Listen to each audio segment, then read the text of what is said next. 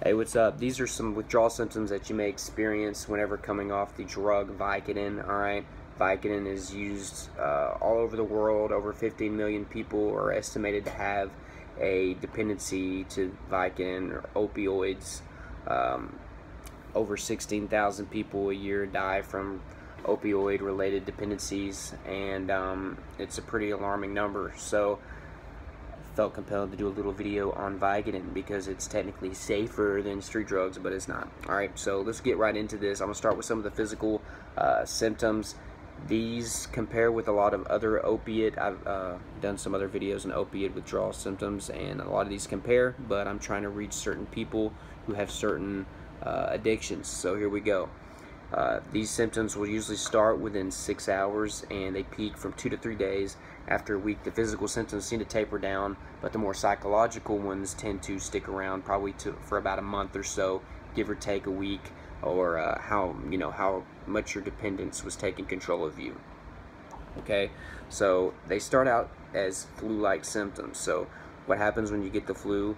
You basically drain from everywhere. It sounds gross, but you're gonna have runny nose, watery eyes.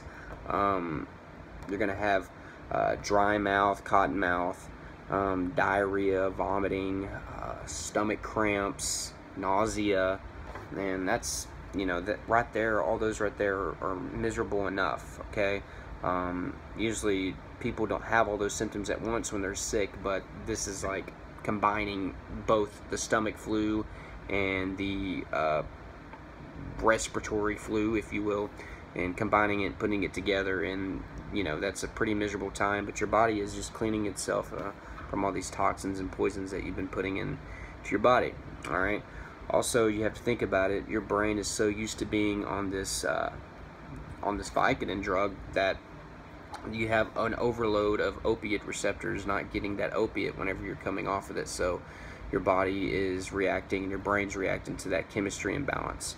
So with that, you're going to have tremors, irregular heart rate. Your nervous system's basically in overdrive. So this is one of the reasons why you want to be in a treatment center, because they can safely monitor that and make sure that you come off of it easily. And usually they'll do some therapy or drugs to help you get off this drug. Yeah, that's usually how it works, unfortunately. You might experience fatigue, dilated pupils, a lot of sweating, and then once you get past this point, which will be about a week, you are going to then move on to more of the psychological aspects of this, and these are the effects that actually can be worse. The mental part of addiction and withdrawal is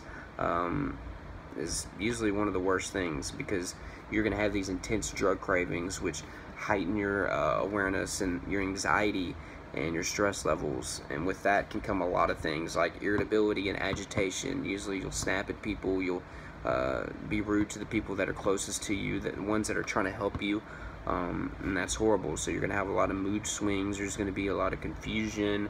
A lot of people that are coming off of drugs are jumpy.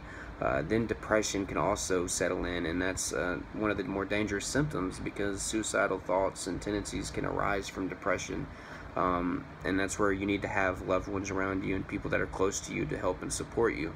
So if you're coming off this, guys, stick with it. Make sure that you have a good cast around you to help you get through it, and make sure that you can develop a good plan for your future and a good outlook on life, and try to learn how to do it, whether that's with cognitive therapy or friends and relationships, things that can help you learn how to live without this dependency. It's better to live without it. You also save you a lot of money in the long run, and you might save your life. So like this video, leave me a comment down below if you've experienced any withdrawal from Vicodin, or if you've ever been addicted to it. I'd like to hear your story.